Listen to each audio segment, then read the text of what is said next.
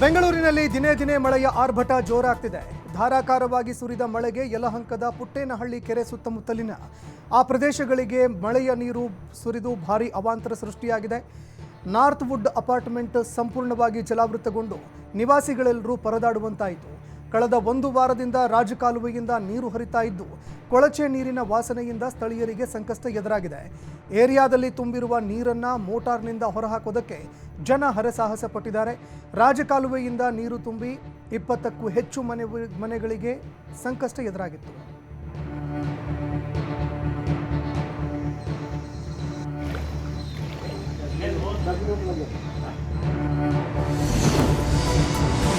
ಇತ್ತ ಕಾಫಿನಾಡಿನಲ್ಲೂ ಮಳೆಯಿಂದ ಭಾರೀ ಅವಾಂತರಗಳು ಸೃಷ್ಟಿಯಾಗಿದೆ.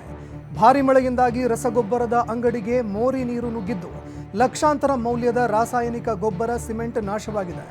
ಚಿಕ್ಕಮಗಳೂರಿನ ಉದ್ದೇಬೋರನಹಳ್ಳಿಯಲ್ಲಿ ಈ ಘಟನೆ ಸಂಭವಿಸಿದ್ದು ಮೋರಿ ಕಾಮಗಾರಿಯನ್ನ ಅರ್ಧಕ್ಕೆ ಬಿಟ್ಟಿರುವ ಹೆದ್ದಾರಿ ಪ್ರಾಧಿಕಾರದ ವಿರುದ್ಧ ಭಾರೀ ಆಕ್ರೋಶ ವ್ಯಕ್ತವಾಗಿದೆ. ಇತ್ತ ಚಿಕ್ಕಮಗಳೂರು ತಾಲೂಕಿನ ಕಸ್ಕೆ ಗ್ರಾಮದಲ್ಲಿ ಮನೆ ಮೇಲೆ ಮರ ಬಿದ್ದು ಮನೆ ಸಂಪೂರ್ಣವಾಗಿ ಜಖಮಾಗಿದೆ. ಮನೆಯವರು ಅದೃಷ್ಟವಶಾತ್ ಪ್ರಾಣಾಪಾಯದಿಂದ ಪಾರಾಗಿದ್ದಾರೆ.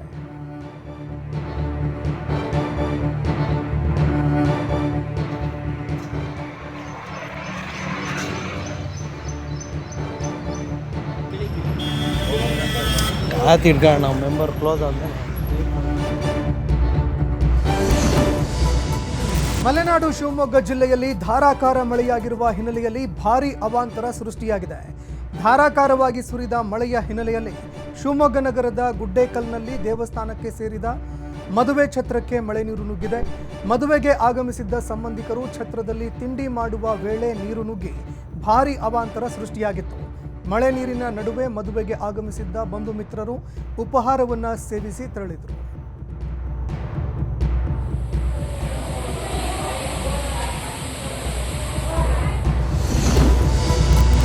ಕಾಫಿನಾಡು ಚಿಕ್ಕಮಗಳೂರು ಜಿಲ್ಲೆಯ ವಿವಿಧೆಡೆ ಮಳೆಯ ಆರ್ಭಟ ಮುಂದುವರೆದಿದ್ದು ಹಳ್ಳ ಕೊಳ್ಳಗಳು ಉಕ್ಕಿ ಹರಿತಿವೆ. ಕಳಸಾಪುರ, ಗಾಳಿಹಳ್ಳಿ, ಮಾಗಡಿ, ಬೆಳವಾಡಿ, ಲಕ್ಯ, ಸಿಂದಿಗೇರ್ ಭಾಗದಲ್ಲಿ ಭಾರೀ ಪ್ರಮಾಣದಲ್ಲಿ ಮಳೆಯಾಗಿದೆ.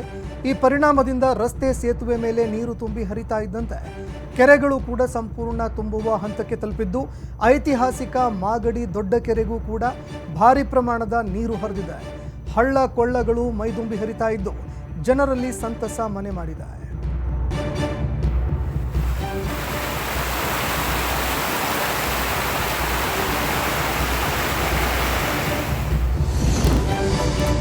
ಬೆಂಗಳೂರು ಸೇರಿದಂತೆ ರಾಜ್ಯದಲ್ಲಿ ಗುಡುಗು ಮಿಂಚಿನೊಂದಿಗೆ ಬಿರುಗಾಳಿ ಸಹಿತ ಧಾರಾಕಾರವಾಗಿ ಮಳೆಯಾಗಲಿದೆ ಅಂತ ಹವಾಮಾನ ಇಲಾಖೆ ಮುನ್ಸೂಚನೆ ಕೊಟ್ಟಿದೆ. ಬೆಂಗಳೂರು ನಗರ, ಗ್ರಾಮಾಂತರ, ಕೋಲಾರ, ಚಿಕ್ಕಬಳ್ಳಾಪುರ, ಮೈಸೂರು, ಚಾಮರಾಜನಗರ, ಮಂಡ್ಯ, ರಾಮನಗರ, ದಾವಣಗೆರೆ, ತುಮಕೂರು, ಉತ್ತರ ಕನ್ನಡ, ದಕ್ಷಿಣ ಕನ್ನಡ, ಉಡುಪಿ, ಕೊಡಗು, ಶಿವಮೊಗ್ಗ, ಹಾಸನ, ಚಿಕ್ಕಮಗಳೂರು ಜಿಲ್ಲೆಗಳಲ್ಲಿ 7 ದಿನಗಳು ಬಿರುಗಾಳಿ ಸಹಿತ ಧಾರಾಕಾರ ಮಳೆಯಾಗಲಿದೆ. ಸುಮಾರು 30ರಿಂದ 40 ಕಿಲೋಮೀಟರ್ ವೇಗದ ಗಾಳಿಯೊಂದಿಗೆ ಮಳೆಯಾಗುವ ಸಾಧ್ಯತೆ ಇದೆ ಅಂತ ಹವಾಮಾನ ಇಲಾಖೆ ಮುನ್ಸೂಚನೆ ಕೊಟ್ಟಿದೆ.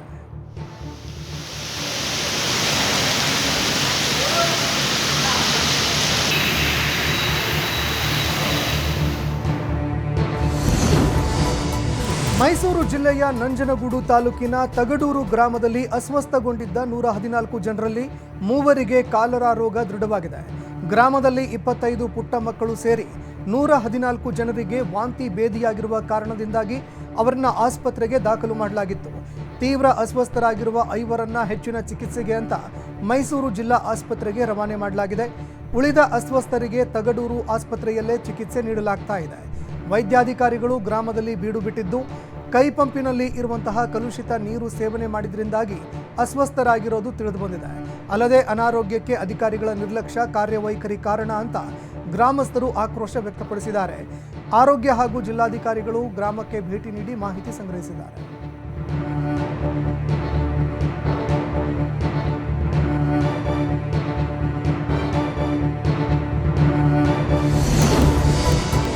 ವಕೀಲ ದೇವರಾಜೇಗೌಡ ಹೇಳಿದ್ದು ಸತ್ಯ ಇರಬಹುದು ಅಂತ 100 ಕೋಟಿ ಆಫರ್ ವಿಚಾರವಾಗಿ ವಿಪಕ್ಷ ನಾಯಕ ಆರ್ ಅಶೋಕ್ ಹೇಳಿಕೆ ಕೊಟ್ಟಿದ್ದಾರೆ. ಈ ಬಗ್ಗೆ ಬೆಂಗಳೂರಿನಲ್ಲಿ ಮಾತನಾಡಿದ ಅವರು, ಅವರನ್ನ ಬಿಟ್ಟರೆ ಸರಣಿ ದಾಖಲೆಗಳನ್ನ ಬಿಡ್ತಾರೆ, ಇನ್ನು ದೇವರಾಜೇಗೌಡ ಹೊರಗಿದ್ರೆ ದಾಖಲೆಗಳನ್ನ ಬಿಡ್ತಾರೆ ಅನ್ನೋ ಭಯದಲ್ಲಿ ದೇವರಾಜೇಗೌಡ ಅವರನ್ನ ಬಂಧಿಸಿದ್ದಾರೆ. ಬೆಂಕಿ ಇಲ್ಲದೆ ಹೊಗೆ ಆಡೋದಿಲ್ಲ, SITಯಿಂದ ಸತ್ಯ ಹೊರಗೆ ಬರುತ್ತೆ ಅನ್ನೋ ನಂಬಿಕೆ ಇಲ್ಲ. CBIಗೆ ಕೊಟ್ಟರೆ ಸತ್ಯ ಹೊರಗೆ ಬರುತ್ತೆ ಅಂತ ಕೊಡ್ತಿಲ್ಲ ಅಂತ ಸರ್ಕಾರದ ವಿರುದ್ಧ ವಾಗ್ದಾಳಿ ನಡೆಸಿದ್ದಾರೆ. ಸತ್ಯ ಇದೆ ಅಂತಾನೆ ಹೇಳ್ತಾ ಇದ್ದಾರೆ. ಇದೆಲ್ಲ ಅವ್ರದೆಲ್ಲ ನಾನು ಹೇಳಿದಲ್ಲ, ಸುರ್ಜೇವಾಲಾನೋ ಯಾರೋ ಇದ್ದಾರಲ್ಲ ಅವರು, ಈ ಸಿದ್ದರಾಮಯ್ಯ, DK ಶಿವಕುಮಾರ್ ಅವರು, ಇವರೆಲ್ಲ ಸೇರಿ ಮಾಡಿರುವಂಥ ಒಂದು ಮಾಸ್ಟರ್ ಪ್ಲ್ಯಾನ್. ಸತ್ಯ ಸಂಗತಿ ಬರಬೇಕಾದ್ರೆ ಇದು ಯಾರಾದರೂ ಅವ್ರಿಗೆ CBI ಮೇಲೆ ನಂಬಿಕೆ ಇಲ್ಲ ಅಂದರೆ ಯಾರಾದರೂ ಸಿಟ್ಟಿಂಗ್ ಜಡ್ಜ್, ಸುಪ್ರೀಂ ಕೋರ್ಟಿನ ಸಿಟ್ಟಿಂಗ್ ಜಡ್ಜ್ ಅವರ ನೇತೃತ್ವದಲ್ಲಿ ಈ ತನಿಖೆ ಆದರೆ ಏನಾನ ಸತ್ಯ ಸಂಗತಿ ಹೊರಬರೋದು. ಇಲ್ಲ ಅಂದರೆ ಇದೊಂದು ಮುಚ್ಚಾಕುವಂಥ SIT ಬೆಂಕಿ. ಪೆನ್ ಡ್ರೈವ್ ವಿಚಾರದಲ್ಲಿ ನನಗೆ ಯಾವುದೇ ಸಂಬಂಧ ಇಲ್ಲ ಅಂತ ಮಾಜಿ ಲೋಕಸಭಾ ಸದಸ್ಯ ಶಿವರಾಮೇಗೌಡ ಹೇಳಿಕೆ ಕೊಟ್ಟಿದ್ದಾರೆ. ಬೆಂಗಳೂರಿನಲ್ಲಿ ಮಾತನಾಡಿದ ಅವರು, ಗೆಸ್ಟ್ ಅಪಿಯರೆನ್ಸ್ ತರ ದೇವರಾಜೇಗೌಡ ನನ್ನನ್ನು ಸಿಲುಕಿಸಿದ್ರು, ಈಗ ನನ್ನನ್ನು 100 ಕೋಟಿ ವ್ಯವಹಾರಕ್ಕೆ ಭಾಗಿ ಮಾಡಿದ್ದಾನೆ ಅಂತ ವಾಗ್ದಾಳಿ ನಡೆಸಿದ್ದಾರೆ. ಪೆನ್ ಡ್ರೈವ್ ಪ್ರಕರಣಕ್ಕೆ SIT ರಚನೆಯಾಗಿದೆ, ಅದಕ್ಕೆ ಪೂರ್ಣ ಪ್ರಮಾಣದ ಸಹಕಾರ ಕೊಡಬೇಕಾಗಿದೆ. ದೇವರಾಜೇಗೌಡ ಮೋಸ್ಟ್ ಕ್ರಿಮಿನಲ್ ಮ್ಯಾನ್, ಸಾರ್ವಜನಿಕ ಜೀವನದಲ್ಲಿ ಮನುಷ್ಯನಾಗಿರೋದಕ್ಕೆ ನಾಲಾಯಕ್ಕು, ಅವನು ದೊಡ್ಡ ಷಡ್ಯಂತ್ರ ಮಾಡ್ತಿದ್ದಾನೆ ಅಂತ ಕಿಡಿಕಾರಿದ್ದಾರೆ. ನನಗೂ ಪೆನ್ ಡ್ರೈವ್ಗೂ ಸಂಬಂಧ ಇಲ್ಲ. ಮಧ್ಯ ಈ ಯಾವುದೋ ಗೆಸ್ಟ್ ಅಪಿಯರೆನ್ಸ್ ಬರ್ತದಲ್ಲ ಪಿಕ್ಚರ್ನಲ್ಲಿ, ಹಂಗೆ 1-2 ದಿವಸ ನನ್ನನ್ನು ಈ ಯಾವುದೋ ವಿಚಾರಕ್ಕೆ ಮಾತಾಡಲಾಗಿ ದೇವರಾಜೇಗೌಡ ನನ್ನನ್ನು ಸಿಗಿಸ್ಕೊಂಡ್ಬಿಟ್ಟ. ತಿರ್ಗಾ ಈ 100 ಕೋಟಿ ವ್ಯವಹಾರಕ್ಕೂ ಸಹಿತ ಮಧ್ಯ ಭಾಗಿಯಾಗಿದ್ದಾರೆ ಅಂತ ಅವ್ರು ಹೇಳಿದ ಮೇಲೆ ನಾನು ನನ್ನ ಒಂದು ಸ್ಪಷ್ಟೀಕರಣ ಕೊಡಬೇಕು ಅಂತೇಳಿ ನಾನಿವತ್ತು ಈ ಒಂದು ಪತ್ರಿಕಾ ಸಂದರ್ಶನವನ್ನು, ಮಾಧ್ಯಮದ ಸಂದರ್ಶನವನ್ನು ನಾನು ಮಾಡ್ತಾ ಇದ್ದೀನಿ. ಪೆನ್ ಡ್ರೈವಿನ ವಿಚಾರದಲ್ಲಿ ಸರ್ಕಾರ ಹುಬ್ಬಳ್ಳಿಯಲ್ಲಿ ಕೊಲೆಯಾದ ಅಂಜಲಿಯ ತಂಗಿ ಯಶೋಧ ಫೆನಾಯಿಲ್ ಸೇವಿಸಿದಂತಹ ಬಗ್ಗೆ ಅಂಜಲಿ ಗಂಗಮ್ಮ ಅಜ್ಜಿ ಅವರು ಪ್ರತಿಕ್ರಿಯೆ ಕೊಟ್ಟಿದ್ದಾರೆ. ಯಶೋಧ ಮಾನಸಿಕವಾಗಿ ಕುಸಿದು ಹೋಗಿದ್ದಾರೆ, ಮಾನಸಿಕವಾಗಿ ನೊಂದು ಫಿನಾಯಿಲ್ ಸೇವಿಸಿದ್ದಾಳೆ.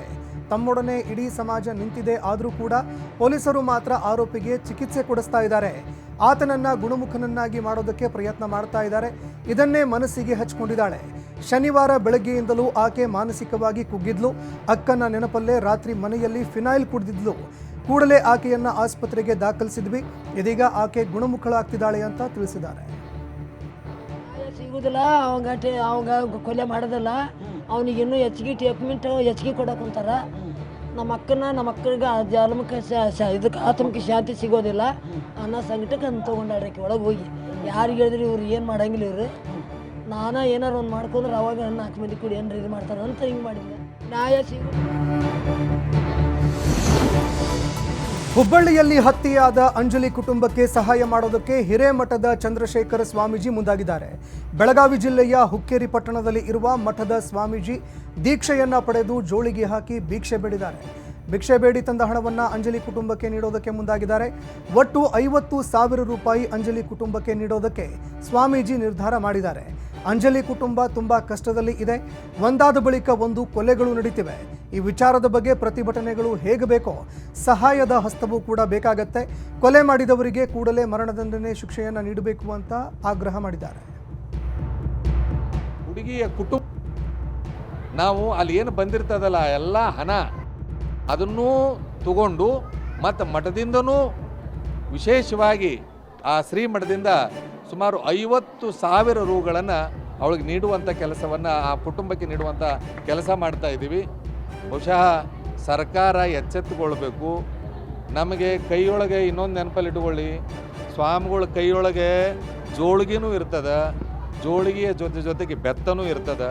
ಅದಕ್ಕಾಗಿ ಯಾರು ತಪ್ಪು ಮಾಡ್ತಾರೆ ಅವ್ರಿಗೆ ಶಿಕ್ಷೆ ಕೊಡೋಕ್ಕೂ ಬೆತ್ತದ, ಅವ್ರಿಗೆ ಒಳ್ಳೇದಾಗಲಿ ಅಂತೇಳಿ ಆಶೀರ್ವಾದ ಮಾಡೋಕ್ಕೂ ಬೆತ್ತದ.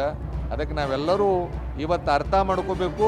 ಸರ್ಕಾರ ಎಚ್ಚೆತ್ತುಕೊಳ್ಳಿಲ್ಲ ಅಂತಂದರೆ ಜನ ಮತ್ತೆ ಏನಕ್ಕಾದರೂ ಕೈ ಹಾಕಬಾರದು. ಅದಕ್ಕೆ ಬೇಗ ಅಂಜಲಿ ಕೊಲೆಯನ್ನ ನೋಡಿದ್ರೆ ಈ ರಾಜ್ಯದ ಸ್ಥಿತಿ ಹೇಗಿದೆಯೋ ಗೊತ್ತಾಗ್ತಾ ಇದೆ. ಇಂತಹ ಘಟನೆ ನಡೆಯಬಾರದಾಗಿತ್ತು ಅಂತ ಹುಬ್ಬಳ್ಳಿಯಲ್ಲಿ MLC ಪ್ರದೀಪ್ ಶೆಟ್ಟರ್ ಹೇಳಿಕೆ ಕೊಟ್ಟಿದ್ದಾರೆ. ಆರೋಪಿ ಗಿರೀಶ ರೈಲಿನಲ್ಲಿ ಓರ್ವ ಮಹಿಳೆ ಮೇಲೆ ಹಲ್ಲೆ ಮಾಡಿದ್ದ. ಹಾಗೆ ಬಿಟ್ಟಿದ್ದಿದ್ರೆ ಆತ ಮತ್ತೇನೇನೋ ಮಾಡ್ತಾ ಇದ್ನೋ. ಅಂಜಲಿ ಕುಟುಂಬಕ್ಕೆ ಸರ್ಕಾರ ಸಹಕಾರವನ್ನು ಮಾಡಬೇಕಾಗಿದೆ. ಈ ಕುಟುಂಬಕ್ಕೆ ಮನೆ ಇಲ್ಲ, ಸರ್ಕಾರ ಒಂದು ಮನೆಯನ್ನು ನೀಡಬೇಕು. ನಮ್ಮ ರಾಜ್ಯದಲ್ಲಿ ಇಂತಹ ದೌರ್ಜನ್ಯಗಳು ನಿಲ್ಲಬೇಕು ಅಂತ ನಿವಾಸಕ್ಕೆ ಭೇಟಿ ನೀಡಿದ ಬಳಿಕ ಎಂಎಲ್ಸಿ ಪ್ರದೀಪ್ ಶೆಟ್ಟರ್ ಹೇಳಿಕೆ ಕೊಟ್ಟಿದ್ದಾರೆ. ಭಾಳ ಕೆಟ್ಟ ಅನಿಸ್ತಾ ಇದೆ. ಇವತ್ತು ಏನು ಕಾನೂನು ಸುವ್ಯವಸ್ಥೆ ಹೆಂಗಪ್ಪ ಹಿಂಗಾದ್ರೆ 3 ಜನ ಹೆಣ್ಮಕ್ಳು ವಯಸ್ಸಾದವ್ರ ಅಜ್ಜಿ ಬೆಳಿಗ್ಗೆ ಬಂದು ಬಾಗ್ಲ ಬಡೋದು ಯಾವನೋ ಬಂದು ಹಿಂಗೆ ಒಬ್ಬ ಹೆಣ್ಮಗಳನ್ನ ಕೊಲೆ ಮಾಡ್ತಾರಂತಂತಂದ್ರೆ ಏನು ಇಂಥ ಸ್ಥಿತಿ ಬಂತಲ್ಲಪ್ಪ ನಮ್ಮ ಇಡೀ ರಾಜ್ಯ ಅಂತ ಭಾಳ ಮನಸ್ಸಿಗೆ ನೋವಾಗ್ತಾಯಿದೆ ಇವತ್ತು ಇದನ್ನು ನೋಡಿದರೆ ಎಲ್ಲ ಘಟನೆ. ಈ ಹಿಂದೆ ಎಸ್ಎಸ್ಎಲ್ಸಿ ಪರೀಕ್ಷೆಯಲ್ಲಿ ಮಾಸ್ ಕಾಪಿ ಆಗ್ತಾ ಇತ್ತು ಅಂತ ಶಿಕ್ಷಕರ ಕ್ಷೇತ್ರದ ಅಭ್ಯರ್ಥಿ ಎಸ್ಎಲ್ ಭೋಜೇಗೌಡ ಹೇಳಿಕೆ ಕೊಟ್ಟಿದ್ರು. ಈ ಬಗ್ಗೆ ಮಂಗಳೂರಿನಲ್ಲಿ ಮಾತನಾಡಿದ ಅವರು ಪರೋಕ್ಷವಾಗಿ ಉತ್ತರ ಕರ್ನಾಟಕ ಭಾಗದಲ್ಲಿ ಮಾಸ್ ಕಾಪಿ ಆಗ್ತಾ ಇತ್ತು ಅಂತ ಆರೋಪ ಮಾಡಿದ್ರು. ನೈಋತ್ಯ ಕ್ಷೇತ್ರಗಳಿಗೆ ಪರೀಕ್ಷೆಯ ಸಮಯ ಅನ್ಯಾಯ ಆಗ್ತಿದೆ ಅಂತ ವಿಧಾನ ಪರಿಷತ್ನಲ್ಲಿ ಹೇಳಿದ್ದೆ. ಪರೀಕ್ಷೆ ವೇಳೆ ಸಿಸಿಟಿವಿ ಅಳವಡಿಕೆ ಬಗ್ಗೆ ನಾನು ಪರಿಷತ್ನಲ್ಲಿ ಆಗ್ರಹ ಮಾಡಿದ್ದೆ. ಆಗ ಆ ಭಾಗದಲ್ಲಿ ಮಾಸ್ ಕಾಪಿ ಆಗ್ತಾ ಇತ್ತು. ಅದನ್ನು ತಡೆದು ಮಾಸ್ ಕಾಪಿ ಆಗುವುದನ್ನು ನಿಲ್ಲಿಸೋದಕ್ಕೆ ಕ್ಯಾಮೆರಾ ಹಾಕಲು ಹೇಳಿದ್ದೆ. ನಿಜವಾದ ಶಿಕ್ಷಣ ಸಿಗಬೇಕು ಅಂತ ಪರಿಷತ್ನಲ್ಲಿ ಆಗ್ರಹಿಸಿದ್ದೆ. ಬಹಳ ದಿನದಿಂದಲೂ ಅನ್ಯಾಯ ಆಗ್ತಾ ಇದೆ ಅಂತ ಹೋರಾಟ ಕೂಡ ಮಾಡಿದ್ದೆ. ಅದರ ಪರಿಣಾಮ ಈ ಬಾರಿ ಪರೀಕ್ಷೆಯಲ್ಲಿ ಸಿಸಿಟಿವಿ ಹಾಕಿದ್ದಾರೆ. ಹೀಗಾಗಿ ಈ ಬಾರಿ ಸರಿಯಾಗಿ ಪರೀಕ್ಷೆ ನಡೆದು ಫಲಿತಾಂಶ ಬಂದಿದೆ. ಈಗ ನಾವು ಮತ್ತೆ ಅದರ ಬಗ್ಗೆ ಧ್ವನಿ ಎತ್ತಬೇಕಾಗಿದೆ. ಈಗಿನ ರಿಸಲ್ಟ್ ನೋಡಿದ್ರು ಯಾರು ಕೂಡ ಈ ಹಿಂದಿನ ಅನಾಹುತಕ್ಕೆ ಕಾರಣರಾದ ತಪ್ಪಿತಸ್ಥರ ವಿರುದ್ಧ ಕ್ರಮ ಆಗಬೇಕು. ನಾನು ಈ ಬಗ್ಗೆ ಮುಂದೆ ಪರಿಷತ್ನಲ್ಲಿ ಆಗ್ರಹ ಮಾಡ್ತೀನಿ ಅಂತ ಮಾತನಾಡಿದ್ದಾರೆ.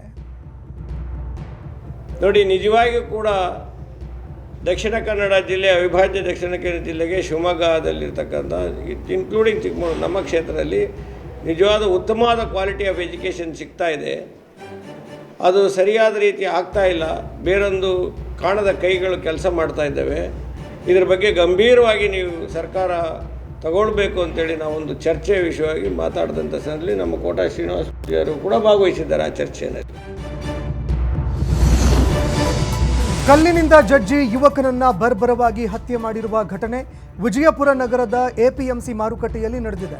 22 ವರ್ಷದ ರೋಹಿತ್ ಸುಭಾಷ್ ಪವಾರ್ ಕೊಲೆಯಾಗಿದ್ದು ಆತನನ್ನ ವಿಜಯಪುರ ನಗರದ ಕಂವಾರ ಓಣಿ ನಿವಾಸಿ ಅಂತ ಗುರುತಿಸಲಾಗಿದೆ. ಸುಭಾಷ್ನನ್ನ ಕೊಲೆಗೈದು ಮುಳ್ಳು ಕಂಟಿಯಲ್ಲಿ ಶವ ಬಿಸಾಡಿ ಹಂತಕರು ಪರಾರಿಯಾಗಿದ್ದು ಕುಡಿದ ಮತ್ತಿನಲ್ಲಿ ಕೊಲೆ ಮಾಡಿರುವ ಶಂಕೆ ವ್ಯಕ್ತವಾಗಿದೆ. ಸ್ಥಳಕ್ಕೆ ವಿಜಯಪುರ ಡಿವೈಎಸ್ಪಿ ಬಸವರಾಜ್ ಯಲಿಗಾರ್ ಹಾಗೂ ಇತರೆ ಅಧಿಕಾರಿಗಳು ಆಗಮಿಸಿ ಪರಿಶೀಲನೆ ಮಾಡಿದ್ದಾರೆ. ಪ್ರಕರಣ ಸಂಬಂಧ ಎಪಿಎಂಸಿ ಪೊಲೀಸ್ ಠಾಣೆಯಲ್ಲಿ ಪ್ರಕರಣ ದಾಖಲಾಗಿದೆ. ಮೈಸೂರು ಜಿಲ್ಲೆಯಲ್ಲಿ ದಂಪತಿ ಅನುಮಾನಾಸ್ಪದವಾಗಿ ಸಾವನ್ನಪ್ಪಿದ್ದಾರೆ. ಪಿರಿಯಾಪಟ್ಟಣದ ಗೊಲ್ಲರ ಬೀದಿಯಲ್ಲಿ 51 ವರ್ಷದ ಪ್ರಕಾಶ್ ಹಾಗೂ 45 ವರ್ಷದ ಯಶೋಧ ಸಾವನ್ನಪ್ಪಿದ್ದಾರೆ. ಗೊಲ್ಲರ ಬೀದಿಯ ಮನೆಯಲ್ಲಿಯೇ ದಂಪತಿ ಮೃತದೇಹಗಳು ಪತ್ತೆಯಾಗಿದ್ದು ಸಾವಿಗೆ ಕಾರಣ ಇನ್ನೂ ನಿಗೂಢವಾಗಿದೆ. ಪ್ರಕಾಶ್ ರಸ್ತೆ ಬದಿಯಲ್ಲಿ ಕ್ಯಾಂಟೀನ್ ನಡೆಸ್ತಾ ಇದ್ರು, ಯಶೋಧ ಫ್ಲೋರ್ ಮಿಲ್ ಅನ್ನು ನಡೆಸ್ತಾ ಇದ್ರು. ಆದರೆ ದುರದೃಷ್ಟವಶಾತ್ ದಂಪತಿ ನಿಗೂಢವಾಗಿ ಮೃತಪಟ್ಟಿದ್ದಾರೆ. ಪ್ರಕರಣ ಸಂಬಂಧ ಪಿರಿಯಾಪಟ್ಟಣ ಪೊಲೀಸ್ ಠಾಣೆಯಲ್ಲಿ ಪ್ರಕರಣ ದಾಖಲಾಗಿದೆ. ಮಂಡ್ಯದ ಸರ್ಕಾರಿ ಕ್ವಾರ್ಟರ್ಸ್ನಲ್ಲಿ ನಡೆದಿದ್ದಂತಹ ಹೆಣ್ಣು ಭ್ರೂಣ ಹತ್ಯೆ ಪ್ರಕರಣ ಸಂಬಂಧ ಬಗೆದಷ್ಟು ಸತ್ಯಗಳು ಬಯಲಾಗ್ತಿವೆ. ಈ ಸ್ಥಳದಲ್ಲಿ ಕೇವಲ 25ರಿಂದ 30 ಸಾವಿರಕ್ಕೆ ಭ್ರೂಣಗಳನ್ನು ಹತ್ಯೆ ಮಾಡಲಾಗ್ತಾ ಇತ್ತು ಅನ್ನೋದು ಗೊತ್ತಾಗ್ತಾ ಇದೆ. ವಿಚಾರಣೆ ವೇಳೆ ಈ ಬಗ್ಗೆ ಬಾಯಿ ಬಿಟ್ಟಿರುವ ಬಂಧಿತ ನರ್ಸ್ ಸಾಕಷ್ಟು ಸ್ಫೋಟಕ ಮಾಹಿತಿಗಳನ್ನು ಕೊಟ್ಟಿದ್ದಾರೆ. ಸ್ಕ್ಯಾನಿಂಗ್ ಸೆಂಟರ್ಗಳಿಗೆ ಬರುವಂತಹ ಗರ್ಭಿಣಿಯರೇ ಕಿಡಿಗೇಡಿಗಳ ಟಾರ್ಗೆಟ್ ಆಗ್ತಾ ಇದ್ರು. 2ನೇ ಮಗುವಿನ ಸ್ಕ್ಯಾನಿಂಗ್ಗೆ ಬಂದಿದ್ದಾರೆ ಅಂದರೆ ಅವರಿಗೆ ಗಾಳ ಹಾಕ್ತಾ ಇದ್ವಿ. ಹೆಣ್ಣು ಮಗು ಬಗ್ಗೆ ನಿರಾಸಕ್ತಿ ತೋರಿಸಿದರೆ ಭ್ರೂಣಲಿಂಗ ಪರೀಕ್ಷೆ ಮಾಹಿತಿಯನ್ನು ನೀಡ್ತಾ ಇದ್ವಿ. ಭ್ರೂಣ ಪತ್ತೆಗೆ ಒಪ್ಪಿದ್ರೆ ಒಂಟಿ ಮನೆಯಲ್ಲಿ ಸ್ಕ್ಯಾನಿಂಗ್ ಮಾಡಲಾಗ್ತಾ ಇತ್ತು. ಹೆಣ್ಣು ಭ್ರೂಣ ಅಂತ ಖಚಿತವಾದರೆ ಪಾಂಡವಪುರಕ್ಕೆ ಗರ್ಭಿಣಿಯನ್ನು ಶಿಫ್ಟ್ ಮಾಡಲಾಗ್ತಾ ಇತ್ತು. ಅದಾದ ಬಳಿಕ ಸರ್ಕಾರಿ ಹೆಲ್ತ್ ಕ್ವಾರ್ಟರ್ಸ್ನಲ್ಲಿ ಅಬಾರ್ಷನ್ ನಡೀತಾ ಇತ್ತು. ಹೀಗೆ ಮಾಡಿ ಕೇವಲ 2 ತಿಂಗಳಲ್ಲಿ 15ಕ್ಕೂ ಹೆಚ್ಚು ಹೆಣ್ಣು ಭ್ರೂಣಗಳನ್ನು ಹತ್ಯೆ ಮಾಡಿದರ ಬಗ್ಗೆ ಮಾಹಿತಿಯನ್ನು ಕೊಟ್ಟಿದ್ರು. ಸದ್ಯ ಈ ಪ್ರಕರಣ ಸಂಬಂಧ ಈವರೆಗೆ 9 ಜನರನ್ನು ಪೊಲೀಸರು ಅರೆಸ್ಟ್ ಮಾಡಿದ್ದಾರೆ. ಬೆಳಗಾವಿ ಜಿಲ್ಲೆಯ ರಾಮದುರ್ಗ ತಾಲೂಕಿನ ಊದುಪುಡಿ ಗ್ರಾಮದಲ್ಲಿ ಇರುವ ಸಕ್ಕರೆ ಕಾರ್ಖಾನೆ ವಿರುದ್ಧ ಗಂಭೀರ ಆರೋಪ ಕೇಳಿಬಂದಿದೆ. ಯಾವುದೇ ನೋಟಿಸ್ ನೀಡದೆ ಕೆಲಸದಿಂದ ಏಕಾಏಕಿ ತೆಗೆದುಹಾಕಿದ್ದಾರೆ ಎಂಬ ಆರೋಪ ಕೇಳಿಬಂದಿದೆ. ಕಳೆದ 3 ವರ್ಷಗಳಿಂದ ಶಿವಸಾಗರ ಸಕ್ಕರೆ ಕಾರ್ಖಾನೆಯಲ್ಲಿ 380 ಜನ ಕಾರ್ಮಿಕರು ಕೆಲಸ ಮಾಡ್ತಿದ್ರು. ಆದರೆ ಆಡಳಿತ ಮಂಡಳಿ ಎಡವಟ್ಟಿನಿಂದಾಗಿ 2017ರಲ್ಲಿ ಬಂದ್ ಆಗಿದ್ದ ಶಿವಸಾಗರ ಸಕ್ಕರೆ ಕಾರ್ಖಾನೆ ಮತ್ತು ಅಗ್ರೋ ಪ್ರಾಡಕ್ಟ್ಸ್ ಲಿಮಿಟೆಡ್ನ ಅರಿಹಂತ ಶುಗರ್ಸ್ ಇಂಡಸ್ಟ್ರೀಸ್ ಲೀಸ್ ಮೇಲೆ ಪಡೆದುಕೊಂಡು ಮುನ್ನಡೆಸ್ತಾ ಇದ್ರು.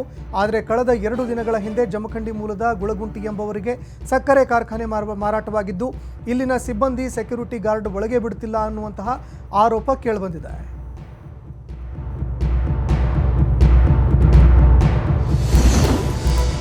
ಬೆಂಗಳೂರಿನಲ್ಲಿ ರಸ್ತೆಯಲ್ಲಿ ಬೈಕ್ ಸವಾರರ ಪುಂಡಾಟ ದಿನೇ ದಿನೇ ಹೆಚ್ಚಾಗ್ತಾ ಇದೆ. ಯುವಕನೊಬ್ಬ ತೊಡೆಯ ಮೇಲೆ ಯುವತಿಯನ್ನ ಕೂರಿಸಿಕೊಂಡು ಡೆಡ್ಲಿ ಬೈಕ್ ರೈಡಿಂಗ್ ಅನ್ನ ಮಾಡಿದ್ದಾನೆ. ಏರ್ಪೋರ್ಟ್ ರಸ್ತೆಯ ಯಲಹಂಕ ಫ್ಲೈಓವರ್ ಮೇಲೆ ನಡೆದಿರುವ ಈ ಘಟನೆ ತಡವಾಗಿ ಬೆಳಕಿಗೆ ಬಂದಿದೆ. ಆ ಯುವಕ ಹೆಲ್ಮೆಟ್ ಧರಿಸದೆ ಅಜಾಗರೂಕತೆಯಿಂದ ಬೈಕ್ ಚಾಲನೆ ಮಾಡಿದ್ದಾನೆ. ಜಾಲಿ ರೈಡ್ನ ದೃಶ್ಯಗಳು ಸ್ಥಳೀಯರ ಮೊಬೈಲ್ ಕ್ಯಾಮೆರಾದಲ್ಲಿ ರೆಕಾರ್ಡ್ ಆಗಿ ವೈರಲ್ ಆಗ್ತಾ ಇದೆ. ಕಳ್ಳತನ ಮಾಡುವಾಗ ರೆಡ್ ಹ್ಯಾಂಡ್ ಆಗಿ ಸಿಕ್ಕಿಬಿದ್ದಿದ್ದ ಕಳ್ಳನೋರ್ವ ಮಹಡಿಯಿಂದ ಬಿದ್ದು ತಲೆಗೆ ಗಂಭೀರವಾಗಿ ಗಾಯ ಮಾಡಿಕೊಂಡಿರುವ ಘಟನೆ ಮೈಸೂರು ಜಿಲ್ಲೆಯ ಮಾನಸಿ ನಗರದಲ್ಲಿ ನಡೆದಿದೆ. ಅನ್ನ ಹಾಕಿದ ಮನೆಗೆ ಕನ್ನ ಹಾಕಲು ಹೋಗಿ ಕಾರ್ಪೆಂಟರ್ ರವಿ ಎಂಬಾತ ಮಹಾ ಎಡವಟ್ಟು ಮಾಡಿಕೊಂಡಿದ್ದಾನೆ. ಡಾಕ್ಟರ್ ಬಾಲಾಜಿ ಎಂಬವರು ಆರೋಪಿ ರವಿ ಎಂಬಾತನಿಗೆ ಮನೆಯಲ್ಲಿ ಜಾಗ ಕೊಟ್ಟು ಮನೆಯಲ್ಲಿ ಇರಿಸಿಕೊಂಡಿದ್ರು. ಸದ್ಯ ಡಾಕ್ಟರ್ ಬಾಲಾಜಿ ಮನೆಯಲ್ಲೇ ಕಳ್ಳತನ ಮಾಡುವಾಗ ರವಿ ಸಿಕ್ಕಿಬಿದ್ದಿದ್ದಾನೆ. ಈ ಹಿಂದೆಯೂ ಕೂಡ ಆರೋಪಿ ರವಿ ಡಾಕ್ಟರ್ ಬಾಲಾಜಿ ಮನೆಯಲ್ಲಿ 3 ಬಾರಿ ಕಳ್ಳತನಕ್ಕೆ ಯತ್ನ ಮಾಡಿದ್ದ.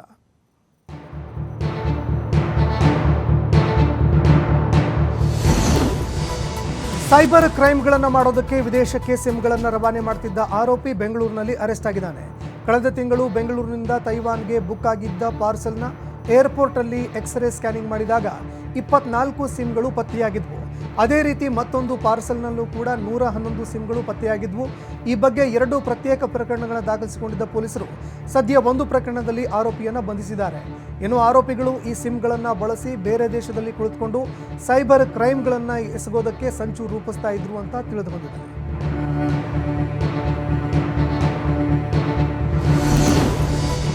ಹುಬ್ಬಳ್ಳಿ ಧಾರವಾಡದಲ್ಲಿ ಮಾದಕ ವಸ್ತುಗಳ ಹಾವಳಿ ದಿನದಿಂದ ದಿನಕ್ಕೆ ಹೆಚ್ಚಾಗುತ್ತಲೇ ಇದೆ. ಧಾರವಾಡದಲ್ಲಿ ಕಳೆದ 5 ತಿಂಗಳ ಅವಧಿಯಲ್ಲಿ 14 ಕೊಲೆ ಪ್ರಕರಣಗಳು ದಾಖಲಾಗಿದ್ದು, ಕ್ರೈಮ್ ಕೇಸ್ಗಳ ಹಿಂದೆ ಮಾದಕ ವ್ಯಸನಿಗಳ ಕೈವಾಡಗಳು ಅಡಗಿವೆ. ಹುಬ್ಬಳ್ಳಿ ಧಾರವಾಡ ಮಾರುಕಟ್ಟೆಗೆ ಗಾಂಜಾ, ಚರಸ್, ಅಫೀಮು ಪ್ರವೇಶ ಮಾಡ್ತಾ ಇದ್ದು, ಕಡಿಮೆ ದರದಲ್ಲಿ ಯುವಕ ಯುವತಿಯರ ಕೈ ಸೇರ್ತಾ ಇದೆ.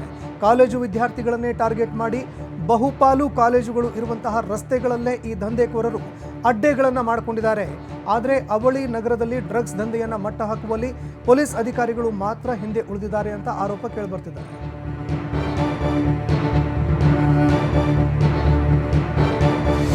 ಹಾವಳಿಯನ್ನು ತಪ್ಪಿಸೋದಕ್ಕೆ ಅರಣ್ಯ ಇಲಾಖೆ ಹೊಸ ಪ್ರಯೋಗಕ್ಕೆ ಕೈ ಹಾಕಿದೆ. ದಕ್ಷಿಣ ಕನ್ನಡ ಜಿಲ್ಲೆಯ ಚಾರ್ಮಾಡಿ, ಸುಶೀಲಾ, ಶಿಬಾಜೆ, ಶಿರಾಡಿ ಭಾಗದಲ್ಲಿ ನಿರಂತರವಾಗಿ ಕಾಡಾನೆಗಳ ಕಾಟ ಹೆಚ್ಚಳವಾಗ್ತಿದೆ. ಹೀಗಾಗಿ ಜೋತಾಡುವ ಸೌರ ವಿದ್ಯುತ್ ಬೇಲಿ ಮೂಲಕ ಕಾಡಾನೆಗಳ ಉಪಟಳಕ್ಕೆ ಬ್ರೇಕ್ ಹಾಕೋದಕ್ಕೆ ಅರಣ್ಯ ಇಲಾಖೆ ಮುಂದಾಗಿದೆ. ಸದ್ಯ ಪ್ರಾಯೋಗಿಕವಾಗಿ ಸುಬ್ರಹ್ಮಣ್ಯ ಹಾಗೂ ಬೆಳ್ತಂಗಡಿ ಭಾಗದಲ್ಲಿ ಸೋಲಾರ್ ಬೇಲಿ ಅಳವಡಿಕೆ ಮಾಡಲಾಗಿದೆ. ಆನೆಗಳ ಚಲನವಲನಗಳನ್ನು ದಾಖಲಿಸೋದಕ್ಕೆ ಸಿಸಿ ಕ್ಯಾಮೆರಾಗಳನ್ನು ಅಳವಡಿಕೆ ಮಾಡಲಾಗಿದೆ. ತಂತಿಯನ್ನು ಸ್ಪರ್ಶ ಮಾಡುವಾಗ ಕಾಡಾನೆಗಳಿಗೆ ಲಘು ವಿದ್ಯುತ್ ಆಘಾತವಾಗಿ ಇದರಿಂದ ಮತ್ತೊಮ್ಮೆ ಆ ದಾರಿಯಲ್ಲಿ ಬರೋದಕ್ಕೆ ಆನೆಗಳು ಹೆದರುತ್ತವೆ.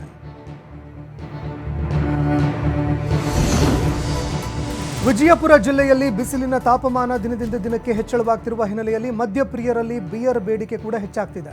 ಒಂದೇ ತಿಂಗಳಲ್ಲಿ ಬಿಯರ್ ಮಾರಾಟದಲ್ಲಿ ದುಪ್ಪಟ್ಟು ಹೆಚ್ಚಳವಾಗಿದೆ. ಕಳೆದ ಮೇ ತಿಂಗಳಿನಲ್ಲಿ 25,000 ಬಿಯರ್ ಕೇಸ್ಗಳು ಮಾರಾಟವಾಗಿದ್ದರೆ ಈ ವರ್ಷ 48,000 ಬಿಯರ್ ಕೇಸ್ಗಳು ಮಾರಾಟವಾಗಿವೆ. ಬಿಸಿಲಿನ ತಾಪಕ್ಕೆ ಮದ್ಯಪ್ರಿಯರಲ್ಲಿ ಹೆಚ್ಚಿದ ಬಿಯರ್ ಬೇಡಿಕೆ ಇದೀಗ ಹೆಚ್ಚಳವಾಗ್ತಾ ಇದ್ದು, ಮೇ ತಿಂಗಳ ಅರ್ಧದಲ್ಲೇ ಬಿಯರ್ ಮಾರಾಟ ಹೆಚ್ಚಳವಾಗಿದೆ. ಈ ಬಗ್ಗೆ ವಿಜಯಪುರ ಜಿಲ್ಲಾ ಅಬಕಾರಿ ಉಪ ಆಯುಕ್ತರು ಮಾಹಿತಿ ಕೊಟ್ಟಿದ್ದಾರೆ.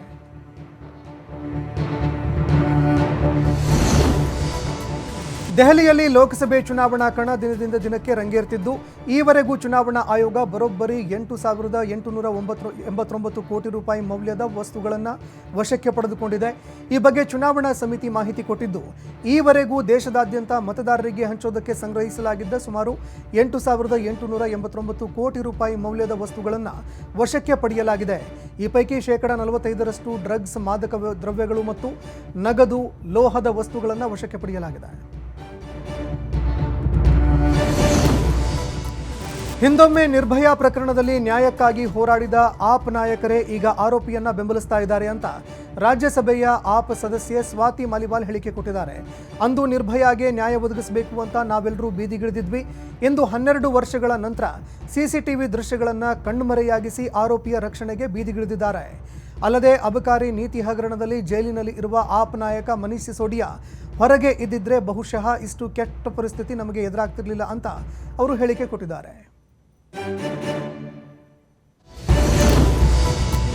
ಲೋಕಸಭಾ ಚುನಾವಣೆಯಲ್ಲಿ ಬಿಜೆಪಿ ಅಭ್ಯರ್ಥಿಯಾಗಿ ಹಿಮಾಚಲ ಪ್ರದೇಶ ಮಂಡಿ ಕ್ಷೇತ್ರದಿಂದ ಸ್ಪರ್ಧೆ ಮಾಡುತ್ತಿರುವ ಕಂಗನಾ ರಣಾವತ್ ಮಹತ್ವದ ಘೋಷಣೆ ಮಾಡಿದ್ದಾರೆ. ತಮ್ಮ ಮತಕ್ಷೇತ್ರದಲ್ಲಿ ಅಬ್ಬರದ ಪ್ರಚಾರ ಮಾಡುತ್ತಿರುವ ಕಂಗನಾ, ಲೋಕಸಭೆ ಚುನಾವಣೆಯಲ್ಲಿ ನಾನು ಗೆದ್ದರೆ ನಟನೆಯನ್ನೇ ಬಿಟ್ಟುಬಿಡ್ತೀನಿ ಅಂತ ಘೋಷಣೆ ಮಾಡಿದ್ದಾರೆ. ಜೂನ್ 1ರಂದು ಮಂಡಿ ಕ್ಷೇತ್ರದಲ್ಲಿ ಚುನಾವಣೆ ನಡೆಯಲಿದ್ದು, ತಾವು ಗೆಲುವು ಸಾಧಿಸಿದರೆ ಸಿನಿಮಾಗಳಲ್ಲಿ ನಟನೆ ಮಾಡೋದಿಲ್ಲ ಅನ್ನುವ ಮೂಲಕ ಬಾಲಿವುಡ್ ತ್ಯಜಿಸೋದಾಗಿ ಹೇಳಿಕೆ ಕೊಟ್ಟಿದ್ದಾರೆ. ರಾಷ್ಟ್ರ ರಾಜಧಾನಿಯಲ್ಲಿ ಕೇಂದ್ರದ ಆಡಳಿತಾರೂಢ ಬಿಜೆಪಿ ವಿರುದ್ಧ ಆಪ್ ಮುಖ್ಯಸ್ಥ ದೆಹಲಿ ಮುಖ್ಯಮಂತ್ರಿ ಅರವಿಂದ್ ಕೇಜ್ರಿವಾಲ್ ನೇತೃತ್ವದಲ್ಲಿ ಧರಣಿ ನಡೆಸಲಾಗಿದೆ. ಬಿಜೆಪಿ ಕಚೇರಿಗೆ ಮುತ್ತಿಗೆ ಹಾಕೋದಕ್ಕೆ ಹೊರಟಿದ್ದ ಪ್ರತಿಭಟನಾಕಾರರನ್ನ ಪೊಲೀಸ್ ಅಧಿಕಾರಿಗಳು ಮಾರ್ಗ ಮಧ್ಯೆ ತಡೆ ಹಿಡಿದಿದ್ದಾರೆ. ಈ ಹಿನ್ನೆಲೆಯಲ್ಲಿ ಸ್ಥಳದಲ್ಲೇ ಕುಳಿತು ಆಪ್ ಮುಖಂಡರು, ಕಾರ್ಯಕರ್ತರು ಪ್ರತಿಭಟನೆ ಮಾಡಿದ್ದಾರೆ. ಬಿಜೆಪಿ ವಿರುದ್ಧ ಧಿಕ್ಕಾರ ಕೂಗಿ ಆಪ್ ಕಾರ್ಯಕರ್ತರು ಪ್ರತಿಭಟನೆ ಮಾಡಿದರು. ಬಿಜೆಪಿ ಆಪ್ ಮುಗಿಸೋದಕ್ಕೆ ಹೊರಟಿದೆ, ಅದು ಅಸಾಧ್ಯ ಅಂತ ಪ್ರತಿಭಟನೆ ವೇಳೆ ಬಿಜೆಪಿ ವಿರುದ್ಧ ಕೇಜ್ರಿವಾಲ್ ವಾಗ್ದಾಳಿ ನಡೆಸಿದ್ದಾರೆ.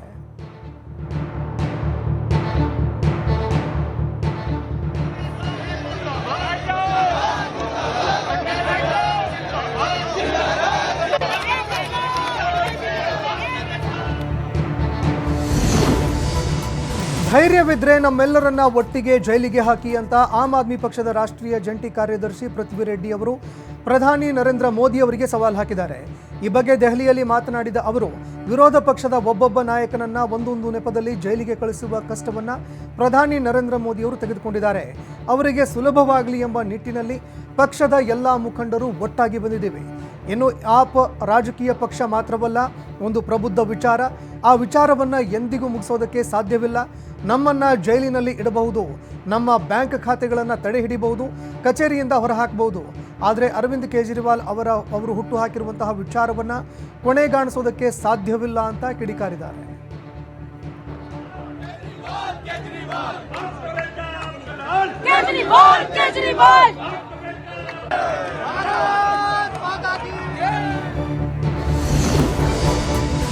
ಮಂಚು ವಿಷ್ಣು ಅಭಿನಯದ ಕಣ್ಣಪ್ಪ ಸಿನಿಮಾ ಚಿತ್ರೀಕರಣ ಭರದಿಂದ ಸಾಗ್ತಾ ಇದೆ.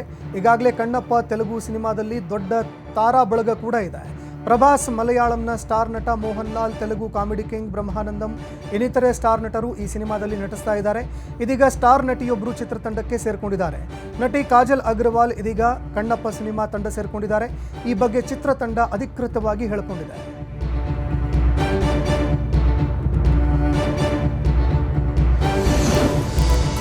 ಸಪ್ತ